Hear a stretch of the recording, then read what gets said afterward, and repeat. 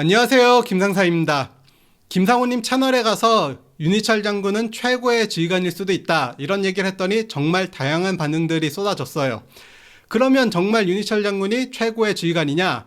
단편적으로 보면 최고의 지휘관의 자질이 좀 있지만 또 다른 면을 보면 최악의 지휘관이기도 해요. 그런데 왜 윤희철 장군을 올려치기만 했냐? 그 이유는 일단 조회수가 잘 나와야 되기 때문이에요. 조회수가 잘 나와야지 제가 하는 얘기를 한 명이라도 더 들어주겠죠. 그래서 첫 영상에서 윤희철 장군을 올려치기 하고 두 번째, 세 번째 영상을 갔는데, 첫 영상을 보신 분들이 미친놈이 또 무슨 헛소리를 할까라고 두 번째, 세 번째 영상도 보게 되겠죠. 그래서 다른 인터뷰 영상에 비해서 조회수가 나쁘지 않게 나왔어요. 한 달 전에 올라온 영상과 비교해도, 그리고 그 전에 올라온 영상들과 비교해도 조회수가 꽤 괜찮게 나왔어요. 그리고 제 채널에서도 이렇게 한 번 더 다룰 수가 있는 거죠.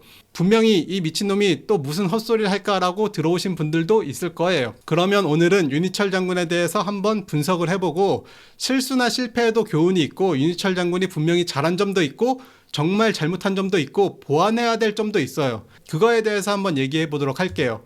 일단 윤희철 장군이 잘한 점과 잘못한 점, 구체적인 목표를 제시했다, 원싱이라고도 하는데, 정말 성공하거나 높으신 자리에 올라가신 분들은 이 원싱이란 책의 내용을 강조하세요. 이 책은 한번 읽어보시는 걸 추천드릴게요. 이 원싱에 대한 내용, 이 책에 대한 내용을 거의 그대로 구현하신 분이고, 두 번째는 본인이 지시한 거에 대한 이행 상태를 철저하게 확인을 했어요. 그리고 본인의 지시에서 발생한 책임을 다른 사람한테 전가하지 않았어요. 이 내용은 뒤에서 좀 더 자세하게 다루도록 하고, 정말 명백하게 잘못한 점, 인권 무시, 특히 환자들, 그 환자들한테 목걸이 차게 하고 거기에 병명, 나는 무슨 병이 있고 언제부터 언제까지 치료를 받아야 되고 언제 회복할 것이다, 이런 걸 적어서 연병장을 걷게 했어요. 이건 정말 다양한 문제가 있어요. 그 사람의 자존감의 문제도 있고 본인의 지병, 이거 개인정보일 수도 있어요. 이 개인정보를 노출시킨 거기 때문에 아주 명백하게 잘못된 행동이에요. 두 번째, 군 간부 가정 문제.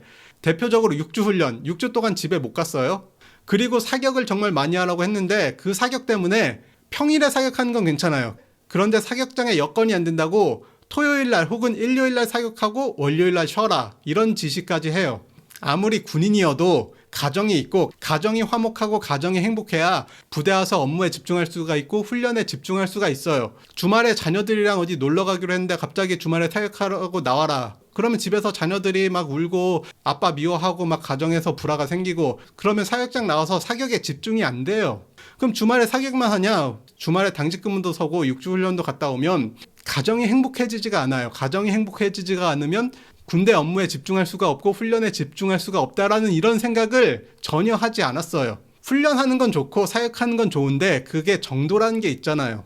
미군을 예로 들면 작전 지역에 투입되어 있는 미군 말고 본토에 있는 미군들은 훈련은 하지만 집에 행사가 있거나 집에 문제가 있으면 부대보다는 집이 우선이에요. 평상시에는 가족을 우선시할 수 있어야지 전쟁이 났을 때 국가를 위해 모든 걸 바칠 수가 있는 건데, 평상시에도 가정보다는 군대를 위해서 군대를 우선하라, 이거는 명백히 잘못된 거죠.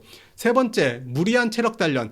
이 체력 단련을 해야 된다는 방향성은 맞아요. 하지만 그 방법이 명백히 잘못된 거예요. 여기서 잘한 점과 잘못된 점을 지금 군대엔 어떻게 적용할 수 있냐. 일단 잘못한 점의 1, 2번은 절대 적용하면 안 되고 이건 폐기를 해야 되고, 현재 육군 지휘관한테 필요한 거 한 가지 목표, 정말 한 가지에 집중해서 그 한 가지를 먼저 해소해야 되는데, 그게 저는 행정 간소화라고 생각해요. 이 행정 때문에 훈련이 안 되고 전술 토의가 안 되고 이 전쟁 준비가 안 되고, 지휘관들도 행정 간소화해라, 불필요한 거 하지 마라, 하라고 된 것만 해라, 이렇게 얘기를 하는데 실제로 점검을 안 하잖아요. 이 행정 간소화에 대한 점검을 직접 나서서 이건 왜 해야 되고 안 하면 어떻게 되고 규정이 어떻고 그 규정은 왜 생겼고 그 규정을 바꿀 수는 없는지, 이런 걸 고민을 해야 돼요. 일론 머스크를 예로 들면 로켓을 개발할 때 로켓 안전 규정들이 정말 많았어요. 근데 일론 머스크는 이 규정이 왜 있는지 알아보라고 하고, 그 규정이 왜 만들어졌는지, 누가 만들어졌는지, 그 누가 만들었는지 이름을 알아오라고 해요.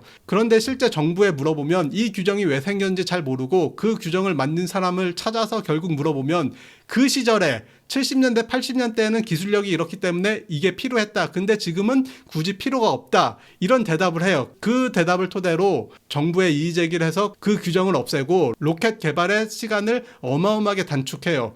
지금 군대의 행정 간소화를 위해서는 이런 노력이 필요해요. 물론 윤희철 장군은 이게 체력 단련, 특급 전세에 집중이 됐지만 더 중요한 건 행정 간소화. 일단 행정을 최대한 줄이고 대대급 이하 간부들이 훈련을 하고 전투를 하고 전술 토의를 할 수 있는 시간들을 충분히 확보해 줘야 되고, 그 전술 토의를 하고 훈련을 하다 보면 여러 가지 문제점들이 발생할 건데 그거에 대한 보완책들을 또 종합해서 발전시키는 게 군대를 위한 길이에요. 그리고 지금 지휘관들이 정말 필요한 거, 지시에 대한 책임. 본인이 지시한 거에 대해서 지시한 적이 없다. 대표적으로 해병대 사단장, 본인이 지시 안 했다. 근데 우리 군인들은 다 알아요. 상식적으로 사단장이 지시 안 했는데 거기 들어갈 일이 절대 없어요. 누군가 지시를 했는데 이게 대대장선에서 단독 판단할 수 있는 문제가 절대 아니에요. 최소한 장성급 지휘관 이상이 지시를 했으니까 들어갔던 거예요. 그런데 지금 뭐라고 얘기하고 있죠?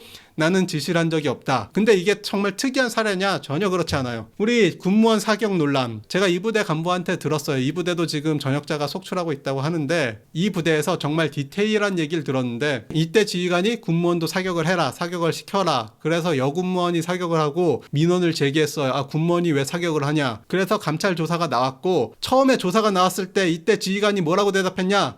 나는 그런 지시를 한 적이 없다라고 처음에 답을 해요. 그런데 조사가 진행되면서 그 주변에 있던 사람들이 다 들었어요. 그 지휘관이 사격을 해라라고 했던 걸 주변에서 다 들었기 때문에 결국에 말을 바꿔요. 어떻게?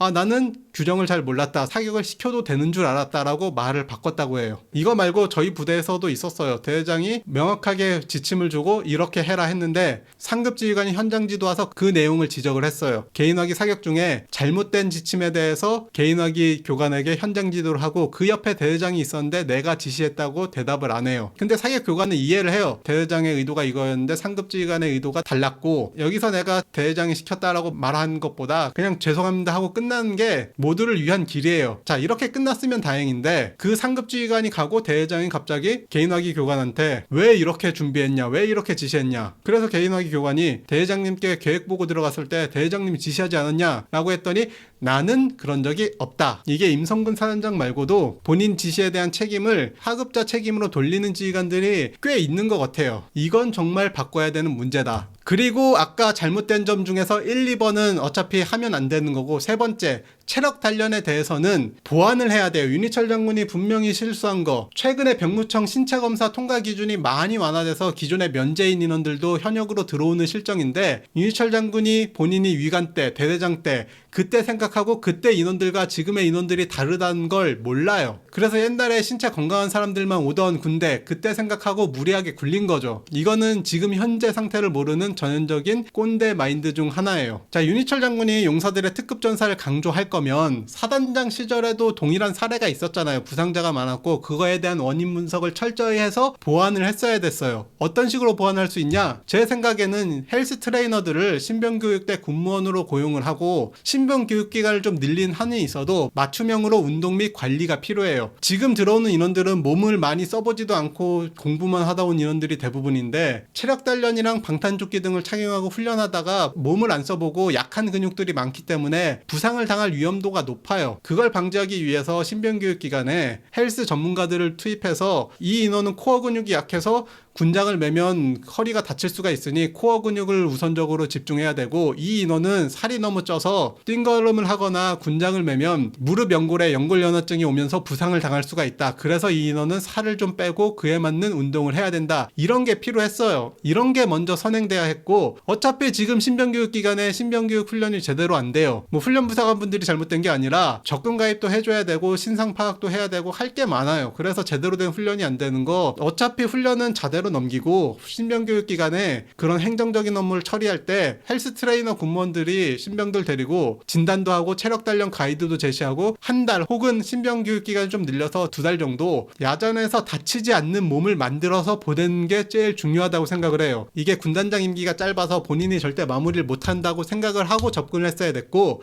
대신에 다른 장군들과 소통하면서 공감대를 형성하고 중기 프로젝트로 진행을 시켰어야 됐어요. 지금 군대에도 신병교육 기간에 때문에 훈련보다는 군 생활하면서 다치지 않는 몸을 먼저 만들어주고, 그러기 위해서는 전문가를 고용하고, 그 전문가들을 군무원으로 고용할 때 헬스 트레이너들이 밖에서 받는 월급이랑 군대 왔을 때 어느 정도의 월급을 주면 헬스 트레이너들이 군무원으로 지원을 할지, 이런 거에 대한 연구 용역도 필요하다고 생각을 해요. 그래야지 자대 와서 체력 단련도 하고 방탄조끼 입고 뛰어다녀도 부상을 덜 당할 거예요. 체력 단련은 무조건 강조돼야 된다, 이건 제 생각이고, 왜 이렇게 생각하냐, 처우 개선을 위해서는 국민적인 지지가 무조건 필요해요. 그런데 대한민국의 인구는 5,170만 명인데 군인 처우에 몇 명이나 관심이 있을까요? 정말 많아봐야 군인 가족 다 포함해서 50만 명. 우리 단기 복무 인원들이나 병사들은 군인 처우에 대해서 관심이 없는 경우도 많아요. 처우 개선은 정치인들이 해결할 수 있는 게 많은데, 예를 들어 국회의원 후보가 나와서 군인들의 처우를 위해서 예산을 늘려야 합니다라고 공약을 발표해요. 그런데 다른 후보는 연금 나오는 군인보다 전국민 지원금을 지급해야 합니다,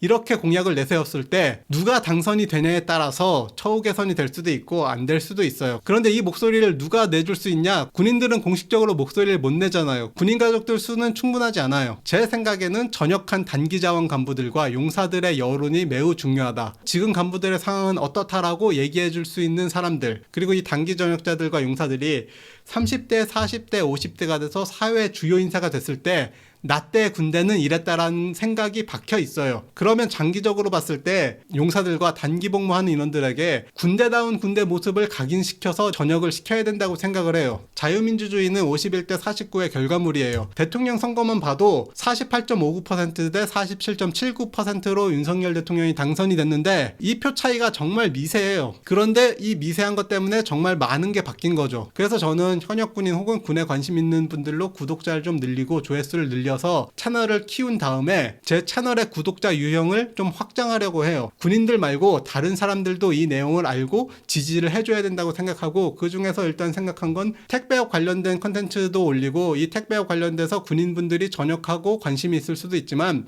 그냥 일반인분들 중에 택배업에 관심이 있어서 제 영상을 보시는 분들도 있을 거예요. 그런 분들에게 군대 현 상황에 대해서 좀 노출도 시키고, 혹은 다른 택배업 관련 유튜버 하시는 분들이랑 합방도 하면서 왜 상사가 전역해서 택배를 하는지 이런 얘기가 나왔을 때 현재 군대가 이렇고 국가 안보가 이래서 군인들을 좀 지지해 달라라는 메시지를 전달할 수도 있죠. 뭐 그 외에 제가 고양이도 키우고 있는데 고양이랑 이 채널을 연동시키기에는 무리가 있고, 제가 최근에 머스탱도 계약했는데 차량 유튜버 분들이 생각보다 구독자가 많아요. 제 차량을 유튜브 콘텐츠로 제공을 하면서 거기서 나가서 윤희철 장군이 최고의 지휘관이다, 이런 형식의 뭔가 강력한 미끼를 던져서 제 채널 영상을 그래도 한 번이라도 보게끔 만들고, 그것에 대한 컨텐츠도 지금 생각을 하고 있어요. 그리고 제가 밀덕이었고, 밀덕 분들이 장비에 대해서는 관심이 많은데 실제 군대에는 관심이 거의 없어요. 그러면 이것도 어떻게 잘 협업할 수 있지 않을까, 이런 고민들을 좀 하고 있어요. 군인들의 공감대를 얻는 것도 중요하지만 더 많은 사람들한테 공감대를 얻어야지 정치인을 움직일 수 있다. 윤희철 올려치기 대부분 군인들에게 공감을 받지 못한다는 건 알아요. 하지만 일반인이 생각했을 때 군대다운 군대를 어필해야 된다. 그래야지 표가 움직이고 정치인들이 움직인다, 이런 생각이 있어요. 대표적으로 이정기 장군, 윤희철 장군 전 7군 단장이었는데 FTX 훈련을 두돈반으로 대체했고, 그것도 두돈반 한 대가 장비 3대다, 이런 식으로 훈련을 했고, PCT는 군용 트럭 나가는 것도 위험하다고 CPMX 장비 기동을 하지 않고 소대장과 중대장이 코란도 타고 이동하면서 무전으로 훈련만 해라, 그리고 선심성 포상을 남발했고, 당시에 단기 복무자와 용사들은 되게 편했고 간부들도 되게 편했어요. 제대로 훈련을 안 했으니까요. 그런데 이 사람들이 과연 국가안보 위기가 왔을 때 군을 지지해 줄까? 혹은 간부 처우 개선을 말할 때 훈련도 제대로 안 하는데 무슨 처우 개선이냐, 이런 말을 할까? 이것도 좀 고민을 해볼 문제예요.